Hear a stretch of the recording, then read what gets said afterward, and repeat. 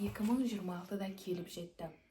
Қазір саған 2026-ға керек нақты 6 бағыт айтып беретін боламын. Ең бірінші хоббимен дамып, өзіңнің өмірін сәндендіретін болады. Хоббидің неше түрлісі бар. Хобби тек өзің үшін өзіңді дамытып, іштей бақытты сезіну үшін.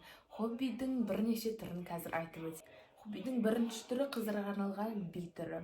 Би өте керемет, өзіңнің самооценкаңды көтеріп, және де өзіңе сенімдірек боласың. Сурет салу біздің мышлениемізді жақсартып, ойлау қабілетімізді жаңа деңгейге көтереді.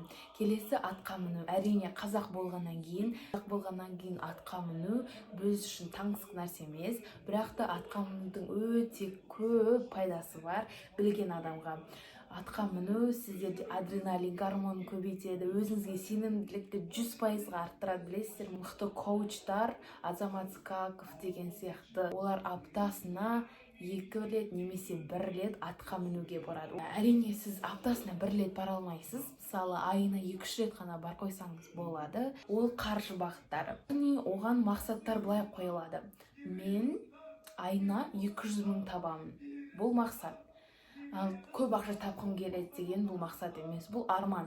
Ол арман қалып қалуы мүмкін, ал мақсат бізге керек нәрсе. Курс.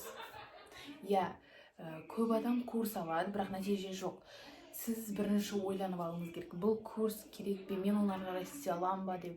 Сол себептен маркетингке алданып қалмай, тек қана өзіңізге қажетті курсты алып үйреніңіз. Курсты алып, білімге қаражат салу қажет. Бірақ та шашыла беру ақшаны дұрыс жұмсай алмағандықтың белгісі. Кез келген жарнамадағы курстарды сатып ала беру бұл өте қаржылық сауатсыздықтың белгісі екенін білесіз. Ендеше ондай курсты сатып алмаңыз, өзіңізге қажетті курстарды ғана білімге құйыңыз. Денсаулық ең маңызды, барлық өмірдің фундаменті. Ең негізі деп айтсақ болады. Егер сізде денсаулық жоқ болса, бизнесіңіздің барлығынан, ақшаңыздың көп болғанынан, достарыңыздың көп болғанынан пайда жоқ. Бірінші адамның ең бірінші бизнесі ол денесі. Сіз тәніңізді өзіңіз управлять ете алуыңыз керек. Қазақша айтқанда басқара алуыңыз керек. Денеңізді басқара алмасаңыз, сіз бизнесті басқаруыңыз екіталай. Бірақ сіз бизнесті басқара алмайды деп айтқан жоқпын. Ең бастысы денеңіз. Сіздің денеңіз ең басты байлығыңыз. Барлық кетеді. Бизнес та кетеді, ақша да кетеді. Олар су қолдың кірі сияқты жоқ болып кетеді. Сізбен қалатын өз денеңіз, өз тәніңіз. Сіз денеңізді мықтырақ етуіңіз керек. Келесі бізде саяхат. Саяхат бізде ең бір керемет пункттардың бірі, осы 6 бағыттың ішіндегі. Себебі саяхат біздің ойлау мүмкіндігімізді көбейтеді, үлкейтеді. Армандаңыз, сосын мақсат қоясыз. Армандаңыз бірінші мысалы Стамбулға барам, Сауд Арабиясына барам, Швейцарияға барам деп үлкен армандаңыз. Келесі бізде қарым-қатынас. Әрине біз қарым-қатынас дегенде нені ойлаймыз? Еркек пен әйелдің қарым-қатынасын ойлаймыз. Бірақ та біз бұндай стереотипті қоюымыз керек. Қарым-қатынас тек екі адамның ортасында болмайды. Өз-өзімен қарым-қатынасын дұрыстап алу керек. Егер ол өз-өзімен қарым-қатынасын дұрыстамаса, кез келген келесі адаммен ол дұрыс қарым-қатынас құра алмайды. Өз-өзіңмен қарым-қатынасы қалай дұрыстаймыз? Дұрыстау үшін ең бірінші сіз өзіңізге ұнайтын хобби тауып алыңыз. Саябақта жүріңіз. Денеңізді сезінуіңіз керек, оған демалуға мүмкіндік беруіңіз керек. Біз демалатын шығармыз, саябақта жүреміз, жүгіреміз, бірақ та біз не істейміз? Наушникпен демаламыз. Наушникпен жүгіреміз. Біздің миымызда ылғи да бір дыбыстар, адамның сөйлегені, немесе құлағымыздағы беспроводной наушниктің дыбыстары, музыка, біздің миымыз бұдан шаршап кетеді. Ол бізді түзу жолға келе алмайды, егер ол тынышталмаса. Біз 5 минут ештеңе істемей, жай ғана барлық наушникті, телефонды алысқа қойыңыз да, жай отырыңыз. Немесе паркте болсаңыз, жататын жерлер бар ғой, сол жерде жатып демалыңыз. Ештеңе істемей, жан-жақтың дыбысын естіңіз. Біз құстарды естідік кішкентай кезімізде. Ол ұйықтап жатқанда телефон болған жоқ. Сол кезде біз құстарды естідік, жанымыздағы достармен сөйлестік, жан-жақтан біз байланыста болдық. Қазір не істейміз? Біз үйде жалғыз бір 4 қабырғаның ішінде қамалып қалғанбыз. Міне, қазір біз ешқандай қоршаған ортамен байланысымыз жоқ. Неге?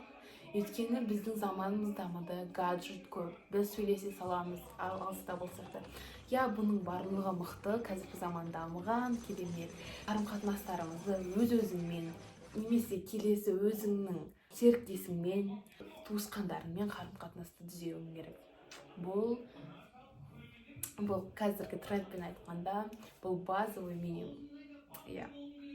Біреумен немесе өзіңмен қарым-қатынас түзеу үшін бірінші қыдыру керек, саябақта жүру керек, сенің миың тынышталу керек, ешқандай айтады ғой, шум, дыбыстар қатты келмеу керек. Миың кішкене демалсын, өз-өзін сезінсін, барсың, сен бұл өмірде барсың. Сол себептен ол өз-өзін сезіну керек. Мысалы, сен 2 адам болсаң, 3 адам болсаң, бар пикникке бар, катокқа бар, саябақта жүр, өзіңнің хоббилерің бар ғой. Мысалы, гитара ше, домбыраны үйрен. Бұл сенің миыңда жаңа нейрондарды оятады. Өзін-өзі дамыту. Бұл жаңағы 6 бағыттың соңғы бағыты. Денсаулығыңды жақсарту, өзіңді дамыту, яғни денсаулық жағынан да дамыту, білім жағынан да, физикалық жағынан да дамыту. Бір жақты дамыту ғана емес. Таңертең тұрда уақыт жоқ емес. Барлығымызда, бәрімізде бірдей уақыт, 24 сағат уақыт. Неге басқа біреулер жетеді 24 сағат, ал кейбіреулер жетпейді? Бұл бізде уақыттың берекесіздігі деп аталады. Берекетті ету үшін жан-жақты рухани да, біз финансовый да, бізде рухани баю, бұл Алламен қарым-қатынасты реттеу. Оны реттеп алғаннан кейін сізде кішкене болсын уақытыңызды үнемдей аласыз. Егер де сіз телефонды қойсаңыз, телефонды қайта-қайта шұқылай беру, бұл уақытыңызды босқа судай ағызып жібереді. Өзін-өзі дамытудың ең бірінші сатысы ол 8 сағат дұрыс ұйықтау. Онда немесе 11-де адам үшін ең жақсы ұйықтайтын уақыт. Осы уақытта ұйықтап қалу керек. Осы кезде әртүрлі гормондар біздің денемізде бөлініп, денеміздің өсуі, бойымыздың өсуі және де дамуымыз қарқынды жүре бастайды. Сен тұрасыз, енді сіз 11-де жаттыңыз. Бұл максимум болған жақсы, егер 11-де жаттыңыз, таңғы 7-де тұрдыңызда міндетті түрде тұрғаннан кейін таңғы тыныс алу жолдарының жаттығуларын жасау керек. Себебі сіз бірінші тұрғаннан кейін сразу жүріп жұмыс жасап кете алмайсыз. Қосылған машина сразу жүріп кете алмайды ғой. Сол сияқты сізде ол қыздырылу керек, жылыну керек деген сияқты. Адам да солай. Сізде тұра салып жүріп жұмыс істеп кете алмайсыз. Сізде тұрып, жаттығу жасап, денеңізді бір күнге дайындауыңыз керек. Жаттығуын бұлшық етке арналған жаттығулар жасауыңыз керек. Неге? Себебі сіз денеңізді физикалық жағынан мықтысыз. Мысалы, апта сайын жасайсыз да, сіздің денеңіз шаршайды, оған стресс. Өйткені сіз бірінші жасап атқаннан кейін, арғы жылдар жасамадыңыз, бірінші жасап атқаннан кейін сіздің денеңіз оны стресс ретінде қабылдап, оған қарсы тұруға тырысады. Бұған қарсы тұрып, стресс болып кетуі мүмкін. Сол үшін сіз массажға барыңыз, спаға барыңыз, бұлшық етіңізді босатыңыз, пилатес, түрлі билердің түрі бар. Мен бұйыртса соны YouTube каналыма салатын боламын. Міне 2026 жылы базовый бағыттарды сіздерге айтып бердім. Ендеше сіз пікірге тағы не қосар едіңіз, жазып кетіңіз. Келесі кездескенше.